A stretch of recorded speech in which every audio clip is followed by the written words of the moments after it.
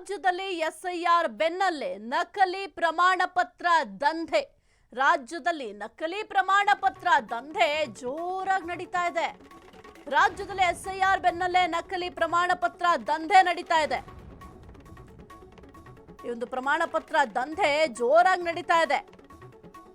ವ್ಯಾಪಕವಾಗಿ ಸೃಷ್ಟಿಯಾಗ್ತಾ ಇದ್ದಾವೆ ಈ ನಕಲಿ ದಾಖಲೆಗಳು. ಸೈಬರ್ ಕೇಂದ್ರಗಳಲ್ಲಿ ಸಾರ್ವಜನಿಕರಿಗೆ ಭಾರೀ ವಂಚನೆ, ಮುಗ್ಧ ಜನರಿಂದ ಸಾವಿರಾರು ರೂಪಾಯಿ ಸುಲಿಗೆ.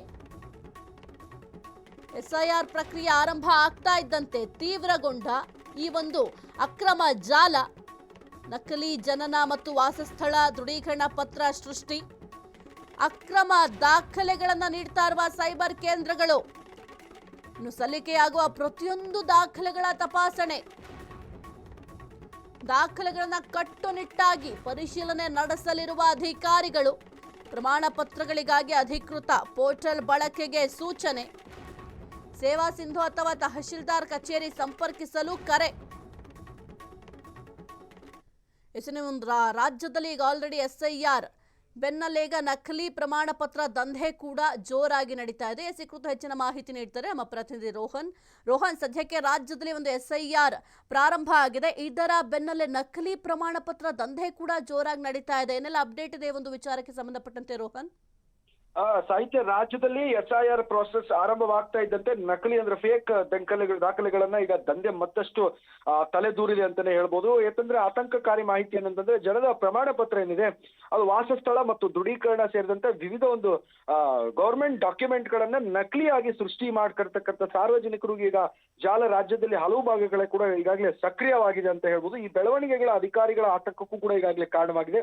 ದಾಖಲೆಗಳ ಪರಿಶೀಲನೆಯನ್ನು ಕೂಡ ಈಗ ಮತ್ತಷ್ಟು ಕಟ್ಟುನಿಟ್ಟಿನ ಈಗ ಕ್ರಮವನ್ನು ಕೈಗೊಳ್ಳಲಾಗ್ತಾ ಇದೆ ಅಂತ ಹೇಳ್ಬೋದು. ಇನ್ನು ಈ ದಂಧೆಯ ಪ್ರಮುಖ ಏನಂತಂದ್ರೆ ಖಾಸಗಿ ಸೈಬರ್ ಕೇಂದ್ರಗಳಿರ್ತಕ್ಕಂಥ ಏನು ಈ ದಲ್ಲಾಳಿಗಳು ಇರ್ತಾರಲ್ಲ, ಮಧ್ಯವರ್ತಿಗಳು ಕೆಲಸವನ್ನು ಮಾಡ್ತಾ ಇರ್ತಾರೆ ಇಂಥವು ಈ ಆರೋಪವು ಕೂಡ ಕೇಳಿ ಬರ್ತಾ ಇರುವಂತದ್ದು. ಇನ್ನು ಸರ್ಕಾರದ ಅಧಿಕೃತ ಪ್ರೋಸೆಸ್ ಏನಂತಂದ್ರೆ ಅಕ್ರಮವಾಗಿ ದಾಖಲೆಗಳನ್ನು ಸೃಷ್ಟಿಸಿ ಸಾವಿರಾರು ರೂಪಾಯಿ ಹಣವನ್ನು ವಸೂಲಿ ಮಾಡ್ತಾ ಇರುವ ಬಗ್ಗೆ ಈಗಾಗಲೇ ದೂರುಗಳು ಕೇಳಿ ಬರ್ತಾ ಇರುವಂತದ್ದು. ಇನ್ನು ತ್ವರಿತವಾಗಿ ಪ್ರಮಾಣ ಪತ್ರ ಸಿಗೋ ಒಂದು ಉದ್ದೇಶಕ್ಕೋಸ್ಕರ ಕೂಡ ಇಂಥ ಅಮಾಯಕರನ್ನ ಈ ರೀತಿ ವಂಚಿಸ್ತಾ ಇದ್ದಾರೆ ಅನ್ನುವಂಥದ್ದು ಸದ್ಯಕ್ಕೆ ಗೊತ್ತಾಗಿರುವಂಥದ್ದು. ಇನ್ನು ಎಸ್ಐಆರ್ ಪ್ರಕ್ರಿಯೆ ಅಗತ್ಯವಿರುವಂತಹ ದಾಖಲೆ ಬೇಡಿಕೆಗಳನ್ನ ದುರುಪಯೋಗ ಪಡಿಸಿಕೊಂಡಿರ್ತಕ್ಕಂಥ ಜಾಲ, ನಕಲಿ ಜನನ ಪ್ರಮಾಣ ಪತ್ರ ಮತ್ತು ಏನು ಎಲ್ಲ ಸೇರಿದಂತ ಹಲವು ದಾಖಲೆಗಳನ್ನು ಈಗಾಗಲೇ ಫೇಕ್ ಮಾಡ್ತಾ ಇದ್ದಾರೆ ಅಂತ ಹೇಳ್ಬೋದು. ಒಟ್ಟಾರೆ ಈ ಅಕ್ರಮದ ನಕಲಿ ಪ್ರಮಾಣ ಪತ್ರ ಸಾರ್ವಜನಿಕರಿಗೆ ಈಗ ಮತ್ತು ವಾಸಸ್ಥಳ ದೃಢೀಕರಣ ಸೇರಿದಂತೆ ಯಾವುದೇ ಸರ್ಕಾರಿ ದಾಖಲೆಗಳನ್ನು ಅಗತ್ಯವಿದ್ರೂ ಕೂಡ ಸೇವಾ ಸಿಂಧು ಪೋರ್ಟಲ್ ನಲ್ಲಿ ಅಥವಾ ಈ ಸಂಬಂಧ ತಹಶೀಲ್ದಾರ್ ಕಚೇರಿಗೆ ಈಗಾಗಲೇ ಸಂಪರ್ಕಿಸುವಂತೆ ಈಗಾಗಲೇ ಸೂಚನೆಯನ್ನು ಕೊಟ್ಟಿರುವಂತದ್ದು. ಅನುಮಾನ ಏನಾದ್ರೂ ಕಂಡು ಬಂತಂತೆ, ದಾಖಲೆಗಳೇನಾದ್ರೂ ಸೃಷ್ಟಿಸಿದೆ ಅಂತ ಕಂಡು ಬಂದಂತ ಸಂದರ್ಭದಲ್ಲಿ ಸೈಬರ್ ಕೇಂದ್ರಗಳಿಗೆ ತಕ್ಷಣ ಜಿಲ್ಲಾಡಳಿತ ಮತ್ತು ಪೊಲೀಸ್ ಅಧಿಕಾರಿಗಳಿಗೆ ಮಾಹಿತಿ ನೀಡುವಂತೆ ಈಗಾಗಲೇ ಅಧಿಕಾರಿಗಳು ಕೂಡ ಈಗಾಗಲೇ ಮನವಿ ಮಾಡಿಕೊಂಡಿದ್ದಾರೆ ಅಂತ ಹೇಳ್ಬೋದು. ಸಾಹಿತ್ಯ. ಓಕೆ, ಥ್ಯಾಂಕ್ ಯು ರೋಹನ್ ನಿಮ್ಮೆಲ್ಲ ಮಾಹಿತಿಗಾಗಿ.